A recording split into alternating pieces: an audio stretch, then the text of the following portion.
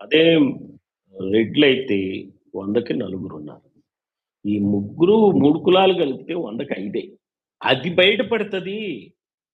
And ఈ వివరాలు ఎలా వస్తాయి? రేపు నియోజకవర్గాల వారీగా వస్తాయి. గ్రామాల వారీగా, మండలాల వారీగా, జిల్లాల వారీగా, నియోజకవర్గాల వారీగా ఈ ఇవొస్తాయి.